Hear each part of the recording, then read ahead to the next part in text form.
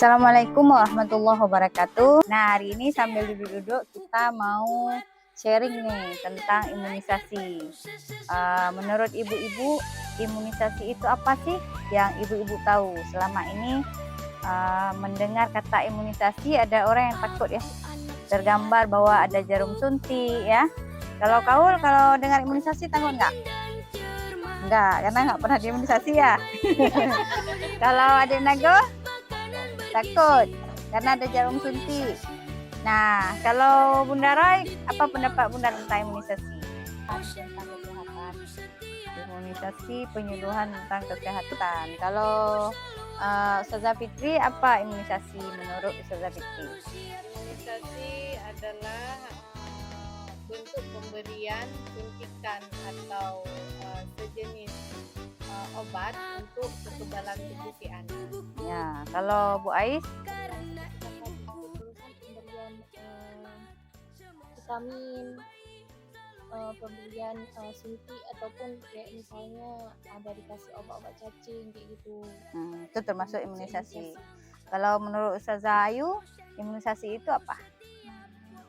Imunisasi itu kayak penyuluhan itu untuk meningkatkan kekebalan tubuh si anak. Ya, jadi hampir semuanya benar ya.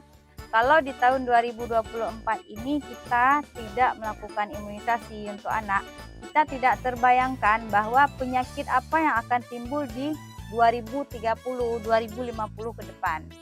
Nah, zaman urung sitanya bahkan dicureh-cureh ya. Seperti ini kalau kita lihat besar-besar, itu adalah perjuangan orang tua kita dan kita ada di sini mungkin cacat. Itu perjuangan orang tua kita dulu untuk menjadikan kita sehat hari ini. Ada orang bilang gini, anak saya nggak ada imunisasi sehat kok. Padahal anak dia sehat karena anak orang lain terimunisasi. Makanya dia tidak tertular. Disitulah dia menjadi sehat menurut orang tua tersebut.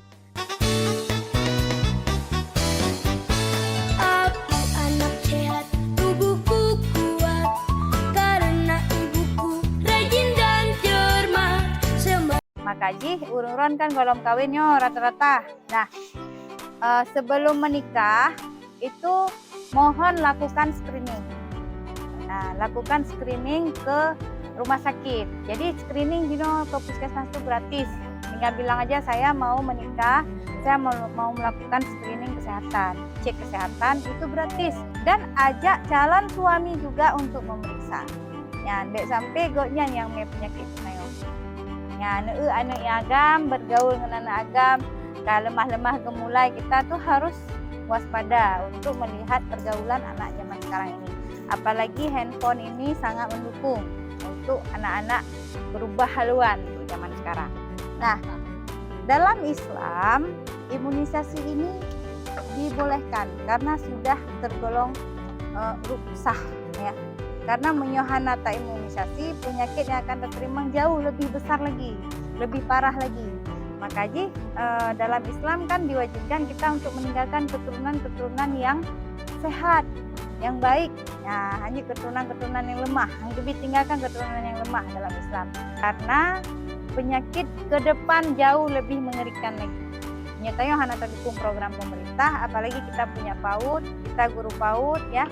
Kita juga wajib mensosialisasikan ini kepada ayah bunda. Semoga apa yang kami sampaikan bermanfaat. Wabillahi taufiq wal hidayah. Assalamualaikum warahmatullahi wabarakatuh.